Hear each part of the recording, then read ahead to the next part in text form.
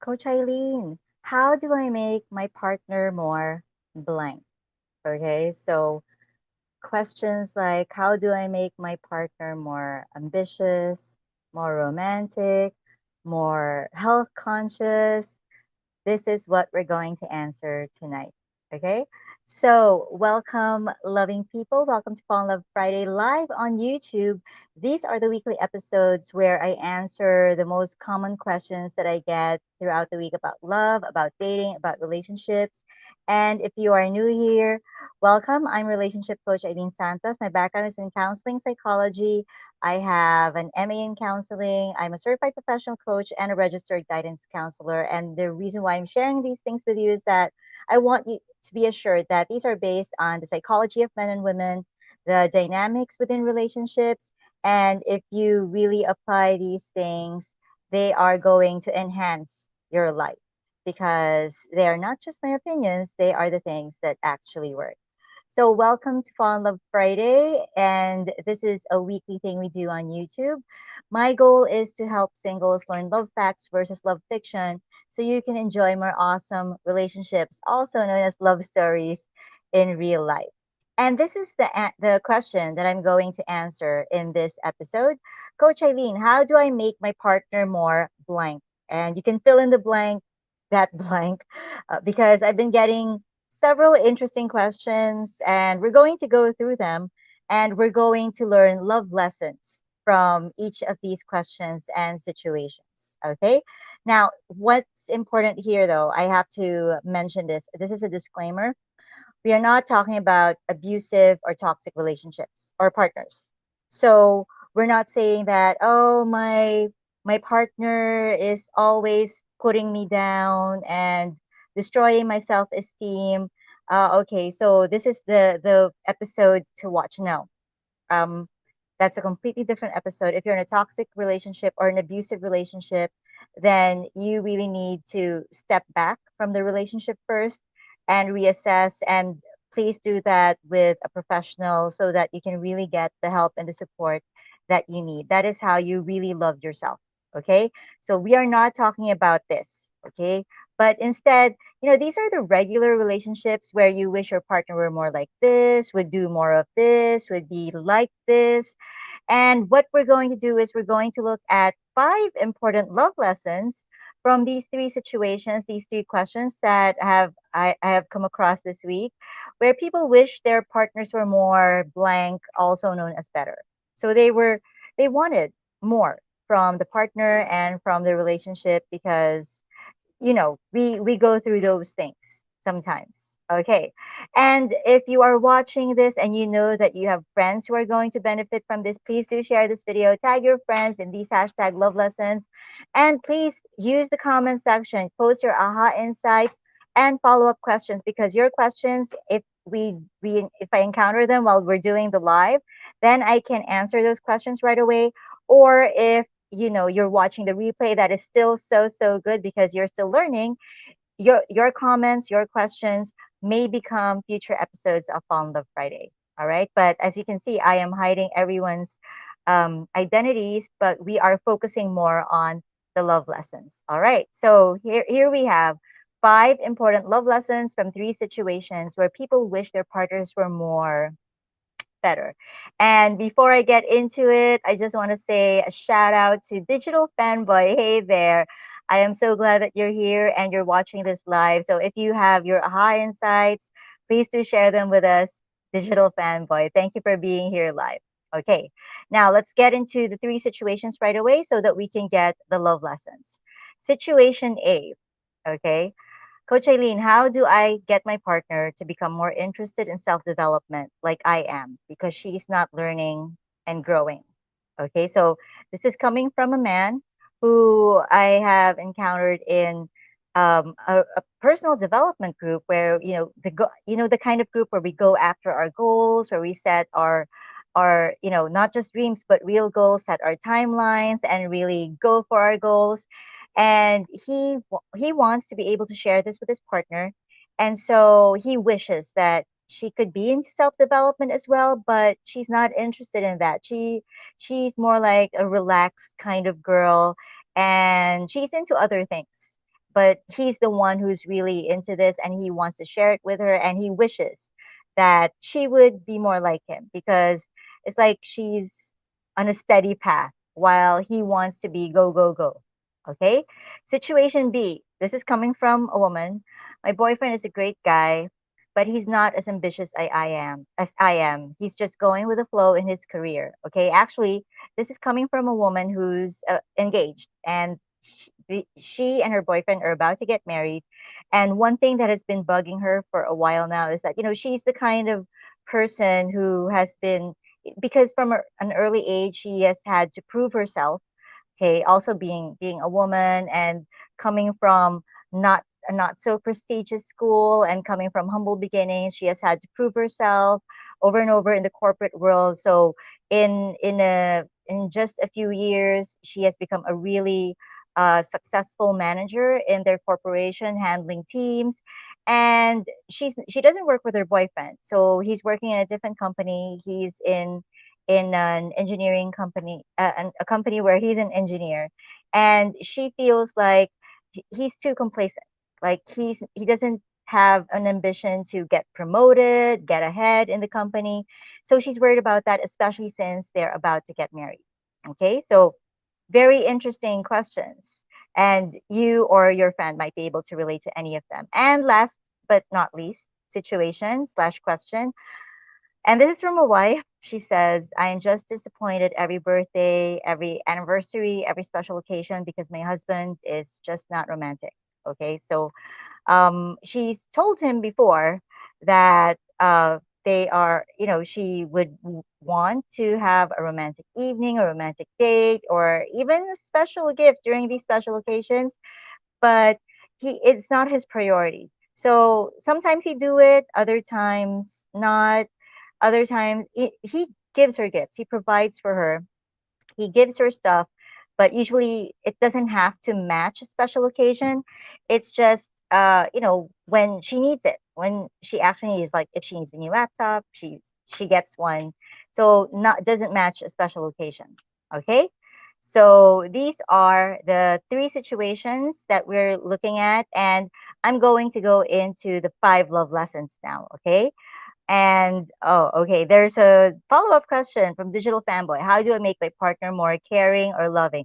That sounds a lot like the wife asking, how do I make my partner, my husband, more romantic? Okay, so I hope that you sit tight. Thank you for that follow-up question, Digital Fanboy. And I'm glad we got to encounter it while we're still live. And the love lessons that we're going to talk about now, they're going to help you. So one thing that I want to remind you of, guys, is that as a relationship coach, I am not reading your mind through this computer. I am not, psychically uh, fixing your relationship where you are right now. What I do as a psychologist, counselor, and a relationship coach is this: I point out the love lessons and love insights that you can use as a guideline, so you can find out what you need to decide on and what you need to do with your relationship. You are the one who knows your relationship best. You are the one who knows yourself and your life best. You are the PhD holder of your life. These insights, love lessons that I'm sharing, they are going to be your guidelines. And when you do apply them to your situation and to your own relationship, then you will make more informed decisions and actions that will create the kind of relationship that you really need and not just one. Okay, so let's go right away into love lesson number one. All right. And I want to find out, what your insights are in terms of these love lessons and how they are in the context of the situations. Love lesson number one: in healthy relationships, you should be growing, your partner should be growing, and you should both be contributing to making the relationship grow. Okay. So relationships are never stagnant. Relationships are always dynamic. That's why I tell people that the goal of a really healthy and growing relationship is not having those first date romantic giddy feelings. That's not the goal. You will still have those moments, and that's awesome, but the goal is to grow the relationship, and your partner should be growing, you should be growing, but you are both contributing to the growth of the relationship. You will spend time, being together, getting to know each other, that's what contributes to relationship growth. And you will find out even what your goals are for the relationship, how your what your next milestones are. So this is love lesson number 1. And I'm going to wrap it up later by asking you, and actually I would want you to put down in the comments whether you're watching the live or the replay. I would want you to put down in the comments, because I know you're amazing, insightful people who are really interested in growing your knowledge about relationships. How does this love lesson apply to those 3 situations? Okay. So that you can help out these people who ask me those questions, and maybe this could also be relevant to you or the people who are going to be reading your comments. So that is love lesson number 1. We have 5 love lessons, guys. So that's an important thing that you need to remember. You should be growing, your partner should be growing, and you are both growing the relationship. And that is what a healthy relationship is about. Okay. So, love lesson number 2, even if you're growing or when you're growing together as a couple, you will always be individuals on your own unique journeys in life. Okay.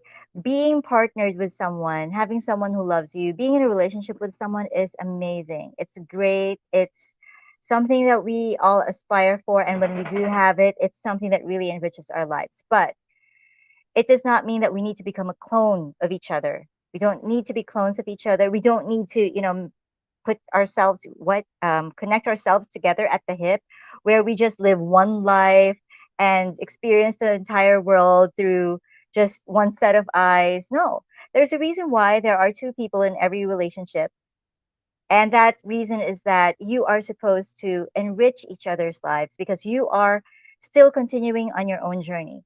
What this also means is you might be on an amazing journey of growth right now, and but that doesn't make your own partner's journey lesser than your journey. Okay? I hope this is making sense. We have no right to assume that our growth is better or more superior to our partner's journey of growth or journey of life. Okay. And the way to really get that out of our heads, and especially in healthy relationships, what you really need to do is always sit down, connect with your partner, and communicate what's happening to both of you, so that you become a witness to your partner's growth and your partner becomes a witness to your growth. And that's what the partners are for.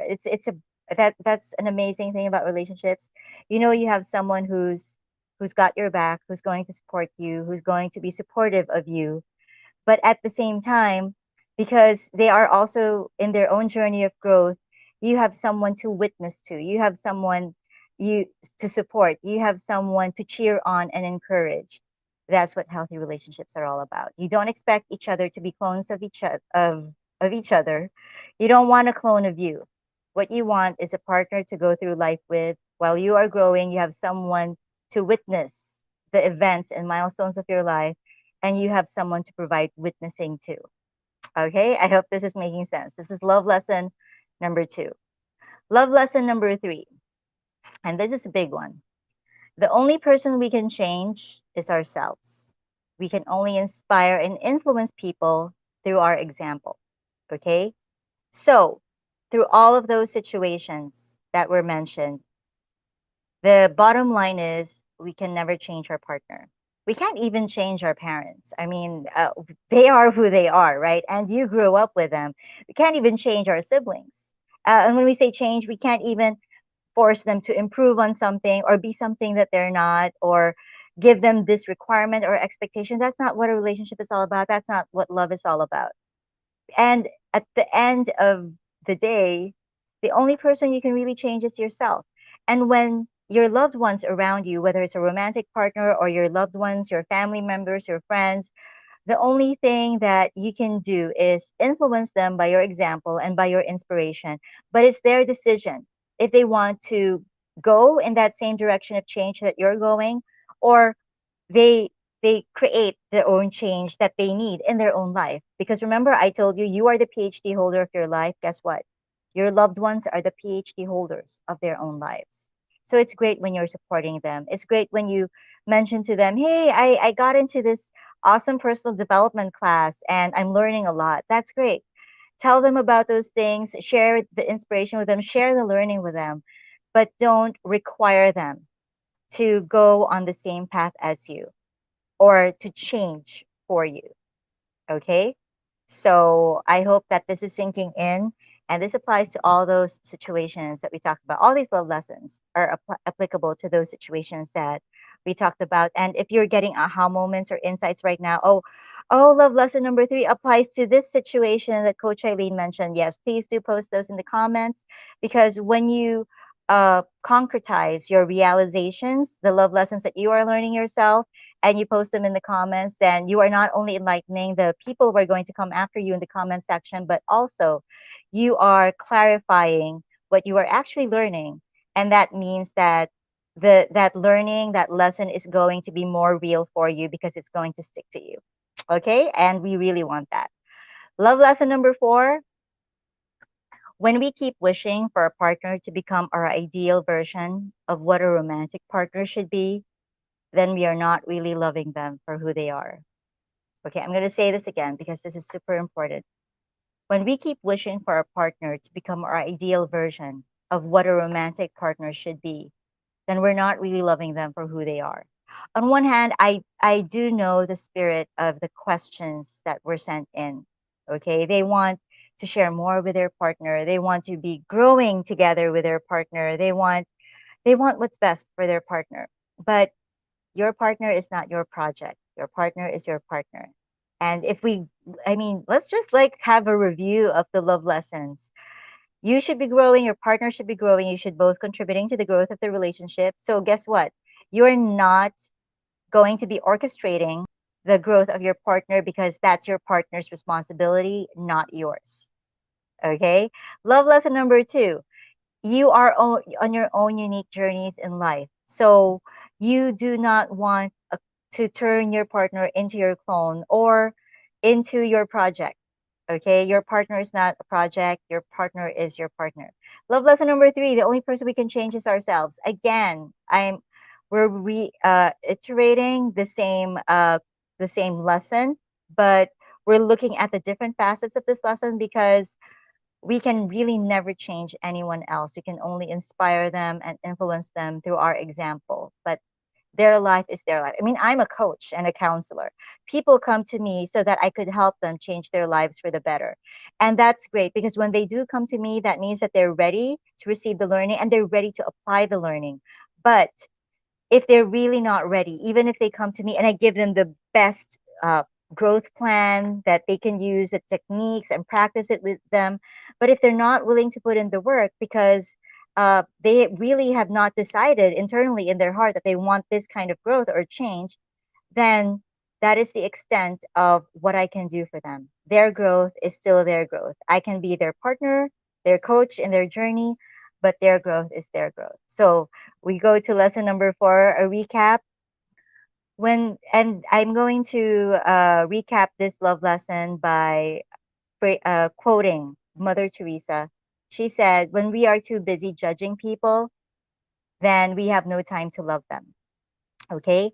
So judging people is what we might be doing unconsciously. When we think that our partner is less, when we think our partner is not too romantic, not too caring, not too ambitious, not as ambitious as I am, not growing as fast as I am, that's a judgment. Okay, that's a judgment.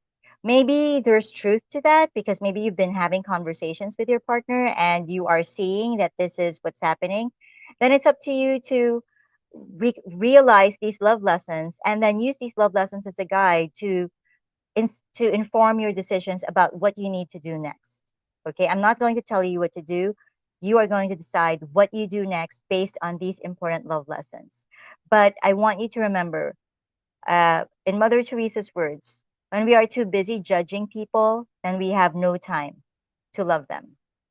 Okay, and that goes for our partners as well. And thank you so much for being here live, Coach Jason Lewis. Open communication manages expectations. Yes, awesome, awesome insight. Thank you for sharing that, Coach Jay. So yes, bottom line is we really need to communicate these things. We should not assume these things. And we need to, when in our open communication, that simply means that whatever comes out of our partner's mouths, where their journey, that is theirs. That's something that they own. So going back here is, when our partner says something and it's not the idealized version of what we want, then we need to accept that our partner is a human being. Our partner is on their own journey. They have no responsibility whatever to become our ideal version. Okay. And that's where real love comes in. When you see your partner for who he or she really is, and you love them for who they really are. Okay. And now we go to love lesson number 5. Thank you for sharing your insight, Coach Jay.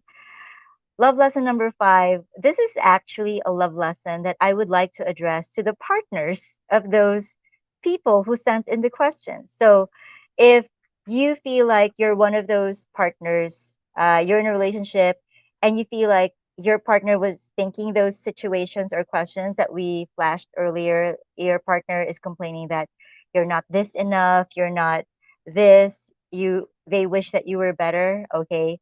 Again, this is a guide, and you are going to use this to make an informed decision about your own relationship. You are the only one who knows your relationship the way you do. But this is an important love lesson. In a healthy relationship, you are accepted and loved for who you are.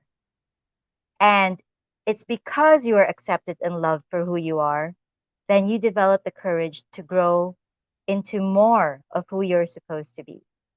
Okay.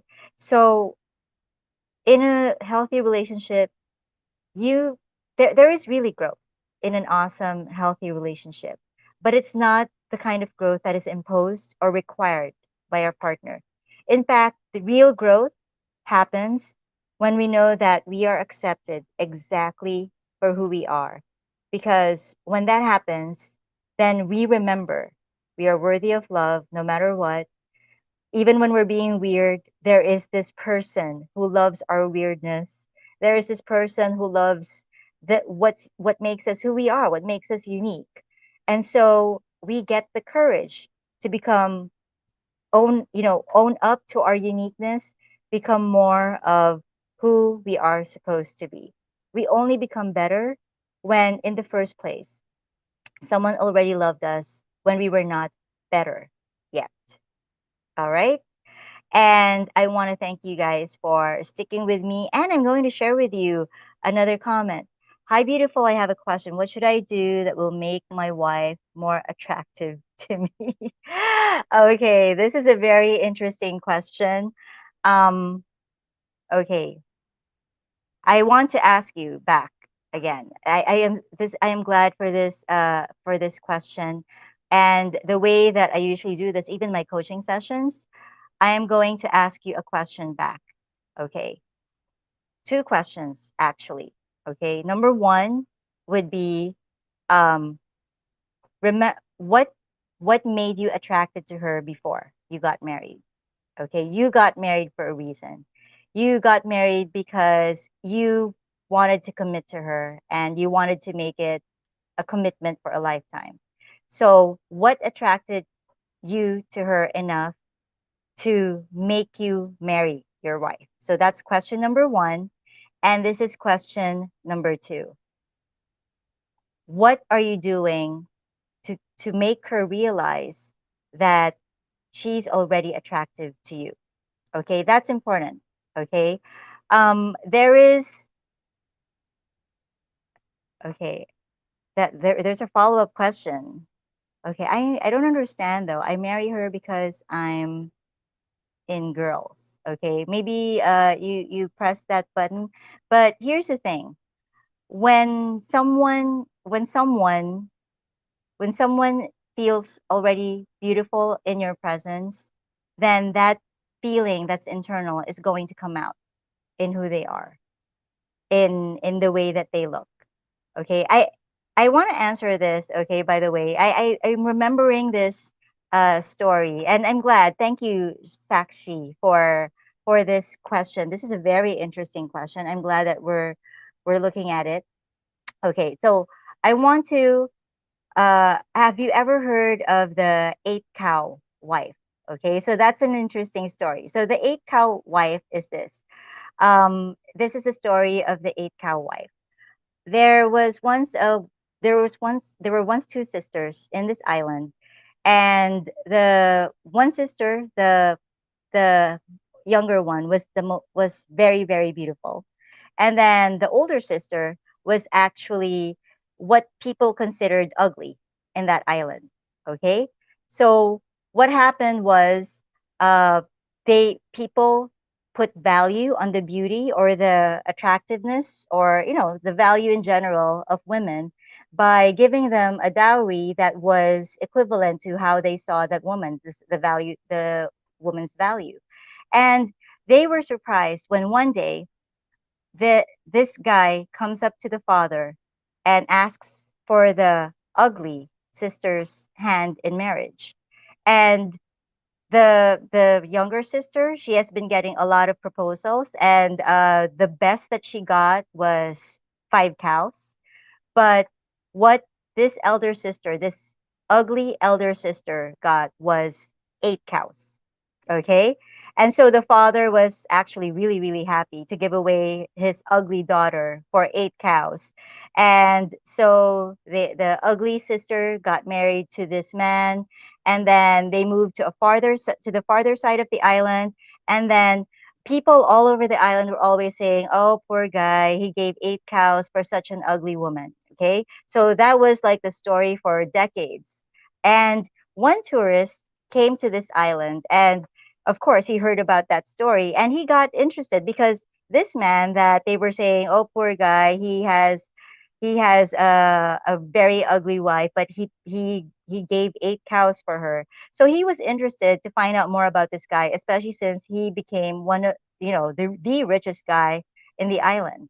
So he visits this guy, and then uh, the one who serves the one who served him while he was waiting for the man to entertain him was this beautiful, amazing woman serving him tea, asking him about his day. So elegant. She was so, when she spoke, it's like he was riveted. It was very hypnotic the way that she spoke.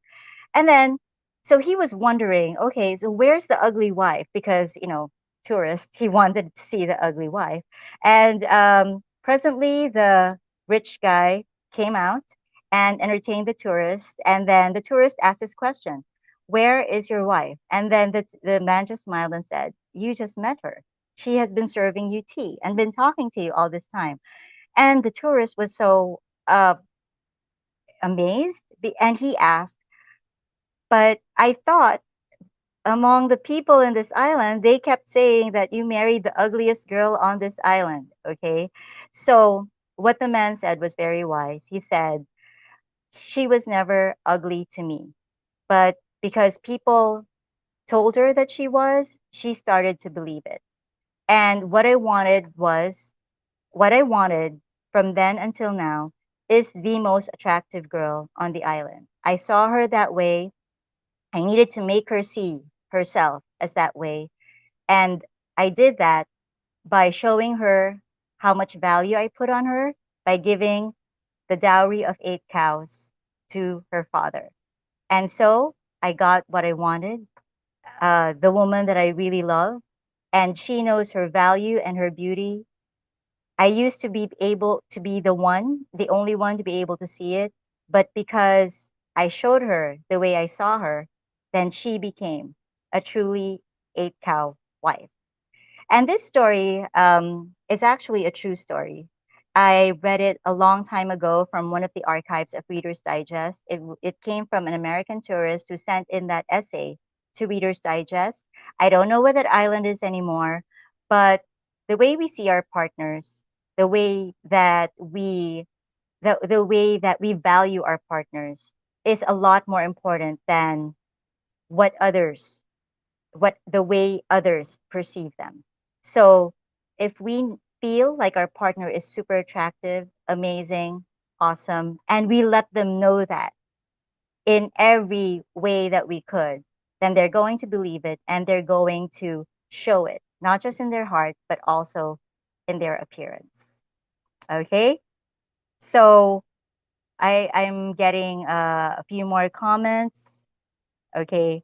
Coach, in relation to lesson five, the acceptance can also affirm that you are with the right person. Yes, regardless of the qualities we hope to see more of coming from them. Yes, we are with the right person because that's what we need in any relationship. I mean, even a relationship in our family, but there are families that are not like that.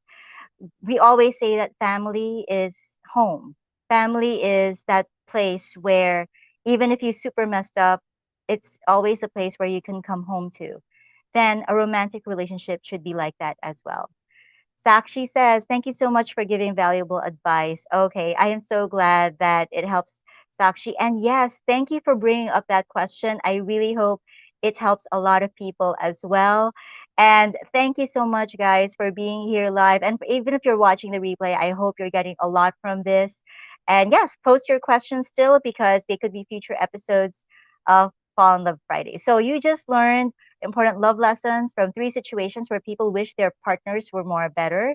And this is in answer to that question of Coach Eileen, how do I make my partner more blank?